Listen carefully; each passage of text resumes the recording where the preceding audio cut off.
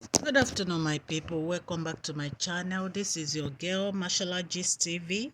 I am here again with an gist tẹ̀ní ó ní pé Mariam ó ní òun máa bínú sí gbogbo àwọn tó wà ní palace tí wọ́n bá tún sọ fún yín pé kò ń jáde nínú palace. Miriam. Ó bá gbogbo àwọn tó wà ní palace jà o. Ó ní pé wọn ò lè ever sọ fún yín pé kò ń jáde ní palace nítorí pé kábíyèsí sọ fún yín pé gbogbo àwọn olórí tó wà ní palace wọ́n máa move lọ sí chorus pé ìyàwó àwọn ń padà bọ̀ pẹ̀lú àwọn ọmọ àwọn. Wọ́n ní gbogbo àwọn tó wà ní palace ẹ̀gbọ́n kábíyèsí ni o, àwọn elders ni o, Tèmítọ́pẹ́, Sisi, Rónkẹ́, Elizabeth, bàbá wọn. Wọ́n ní everybody ló bá jà. Ipò wọn ò ní jáde ní palace o, kò sí anybody tó lè gbé òun jáde ní palace. Ẹ̀yin èèyàn lé ẹ jẹ́ ká jọ gbọ́ gist tèmi. If today is your first time on my channel, please can you go straight and press the notification bell so that whenever I post any gist you can get it. My name is Mashallah. I normally speak about royal family and celebrity family. I normally speak Yoruba on my channel and sometimes English. To my old subscribers, I say thank you. God will bless you. Okay, Lola Yama, Lola yóò ní lọ ìsàlẹ̀ láíláí. Èmi ọmọ yín ni o, Mashallah Gist TV. Mo dúpẹ́ lọ́wọ́ yín fún gbogbo ẹ̀yin tẹ́ ń support mi. I do appreciate all of you that support my video channel and everything. I really do appreciate you. God Almighty will bless you. Ẹ ṣé mo dúpẹ́ o. Mariam gba ṣọ́kà o, kò believe nǹkan tó ṣẹlẹ̀ pé kábíyèsí lè sọ pé kí òun move lọ sí palace o, ìyàwó àwọn ń bọ̀ o. Wọ́n ní ṣe ló dàbí ẹni pé wọ́n gbá màmá lórí gbà o. Wọ́n nígbà tó gbọ́ tí kábíyèsí sọ, wọ́n ló ní what? Láyé òun ò níbi kankan tó máa lọ o. Òun ò ní ibì kankan tó máa lọ o. Wọ́n ní nǹkan tó sọ ni wọ́n ló ṣe bẹ̀rẹ̀ sí bá gbogbo èèyàn jà nínú palace nìyẹn. Ẹ̀yin tí ẹ bá ti subscribe sí channel mi o, go and subscribe. And please turn on the notification bell so that whenever I post any gist you can get it. I normally send all the gist to you. I update you from time to time. Ẹ̀yin náà mọ̀ pé gbogbo gist tí mò ń gbé wá fún yín mi kì í jẹ́ kó tutù. Ó máa ń gbóná ni. And I do know you, all of you, mo mọ̀ pé enjoy àwọn gist mi. So ẹ subscribe. Ṣé rí pé mo tún padà wá, mo fẹ́ máa sọ gist mi lọ. Ṣé rí pé mo pause. Mo fẹ́ kẹ́ subscribe ni o. Ó ti yẹ kẹ́ subscribe sí channel. Ẹ má kàn máa wò. Ẹ subscribe, ẹ má kàn máa gbọ́, I mean. Ẹ subscribe, mo máa appreciate ẹ. Mo appreciate all of you for what you're doing. Please subscribe. Thank you. God Almighty will bless you. Ẹ ṣé. Ẹ jẹ́ ká máa gbọ́ gist tèmi lọ. Kábíyèsí jáde, wọ́n ní kò sí nǹkan tí àwọn olórí yìí máa ṣe, wọ́n gbọ́dọ̀ relocate. Wọ́n ní àwọn fẹ́ ìyàwó àwọn àtọmọ àwọn padà nínú palace o. Wọ́n ní wọ́n gbọ́dọ̀ relocate. Wọ́n ní àwọn tí ń gbé ìgbésẹ̀ yẹn. Right now, they have to move. They have to go. Kábíyèsí, inú mi dùn fún ọ̀rọ̀ tẹ́ ẹ sọ yẹn. Ẹ jẹ́ ká máa gbọ́ lọ ẹ̀yin èèyàn lé. Kábíyèsí ní àwọn ti learn lesson àwọn o. Wípé àwọn ò dẹ̀ lè continue láti máa make àwọn olórí tí wọn wà happy nípa happiness àwọn. Káwọn máa make wọn happy than káwọn máa fi ìyà jẹ ọkàn ara wọn. Ibi tí ìfẹ́ àwọn wà káwọn má lọ mú. Káwọn máa suffer nítorí àwọn olórí kan tí wọn kí à ń pa life àwọn, tí wọn kí à ń pa happiness àwọn. Wọ́n ní irú ẹ̀ ò ní ṣẹlẹ̀ mọ́. Kábíyèsí ní irú ẹ̀ ò ní ṣẹlẹ̀ mọ́. Ipe àwọn enforce law and order as a king láti gbé ìgbésẹ̀ ní kíákíá wípé kí àwọn olórí kan move lọ sí outside palace. Wọ́n ní nítorí wípé ọba ni àwọn. Wípé àwọn ò lè sọ̀rọ̀ káwọn tún kó ọ̀rọ̀ àwọn jẹ. Wípé àwọn ń sọ̀rọ̀, àwọn dẹ̀ ń dúró lórí ọ̀rọ̀ táwọn ń sọ. Wípé gbogbo àwọn olórí pátápátá gbogbo wọn ń lọ sí chorus wọn. Ibi táwọn fẹ́ fi wọ́n sí nìyẹn. Àwọn fẹ́ kí ìyàwó àwọn àtọmọ àwọn kan padà wá sínú palace nítorí pé àwọn ò fi ọ̀rọ̀ ìyàwó àwọn ṣeré. Ẹ̀yin èèyàn lé, no be small thing o. Ẹ jẹ́ ká jọ máa gbọ́ gist tèmi lọ o. kábíyèsí ní àwọn ò ní ever lose Queen Naomi nítorí àwọn obìnrin yìí tó wà nù palace. Kábíyèsí, you are a king, you are a good king, you are a good king. Mo gbé bà fún kábíyèsí.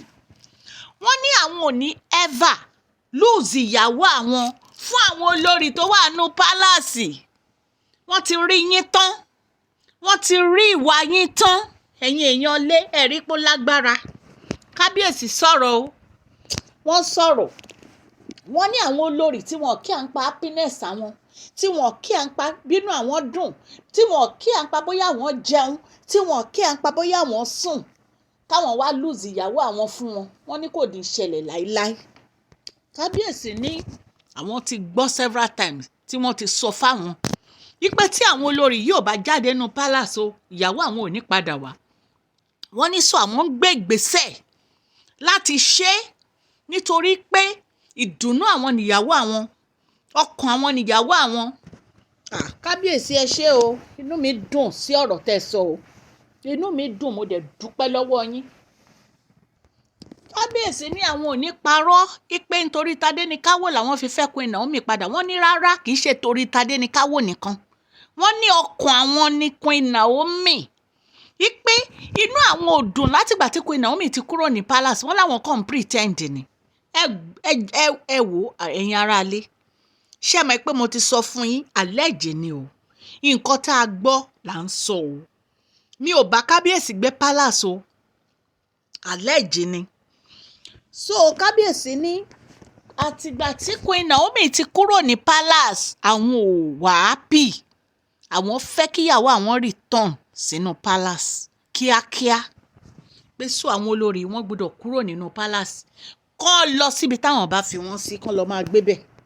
Ẹ̀yin aráalé, ẹ mọ iye ìgbà tí kábíyèsí ti gbé gbèsè pé káwọn olórí yìí kán kúrò ní inú palace. Ẹ rántí pé ilé tí kábíyèsí ti ṣe chálẹ̀ tán ti ṣe fún wọn, ẹ rántí pé wọ́n lọ sọná sí i. Ṣé ẹ mọ̀ pé CCTV camera yẹn ṣó ẹni tó ṣe, wọ́n ṣó ẹni tó ṣe, wọ́n mọ ẹni tó ṣe. Kábíyèsí ò kàn fẹ́ sọ ni, wọ́n fẹ́ sọ nítorí pé tí wọ́n bá sọ síta gbogbo ayé ló máa gbé. Ṣó ti yé yín? Ṣé ẹ rí àwọn olórí kan wà nínú palace yẹn? Mo sọ ni, mo dẹ̀ tún sọ. Ó yẹ kí kábíyèsí divorce wọn permanently ni. Wọn ò yẹ ní olórí because ọ̀tá kábíyèsí ni wọ́n.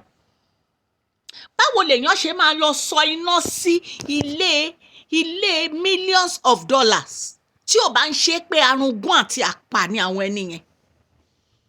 Imagine. Ṣùgbọ́n right now ẹ lè bọ́, ẹ máa lọ ni, nítorí pé ọlọ́run gan ti kẹ̀yìn sí yín, ẹ̀yin aṣebi yìí. Ọlọ́run ti kọ ẹ̀yìn sí yín. Gbogbo ẹnu èèyàn tó jẹ́ òjíṣẹ́ ọlọ́run tí wọ́n ń pe ọlọ́run lọ́sàn-án àti lóru ni wọ́n ti ṣàdúrà.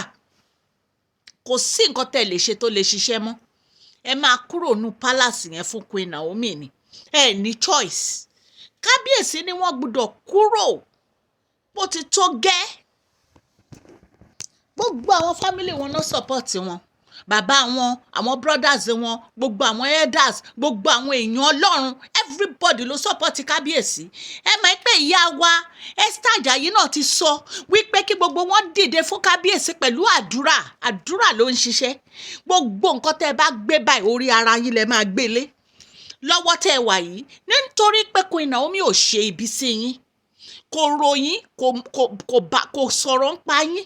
Látọ̀dọ̀ tẹ́ ti ń bú Queen Naomi, tẹ́ ń bully Queen Naomi, especially wọ Miriam. Àtọ̀dọ̀ tó ti ń bú Queen Naomi, tó ń sọ̀rọ̀ sí Queen Naomi, sórí kí Queen Naomi dẹ́ lóhùn, because ó believe pé òun àti ẹ, àwọn ò sí ní category kan náà, àwọn ò sí ní class kan náà. Kì í ṣègbà téèyàn máa ń waṣọ 2 million lèèyàn wà nínú ẹgbẹ́.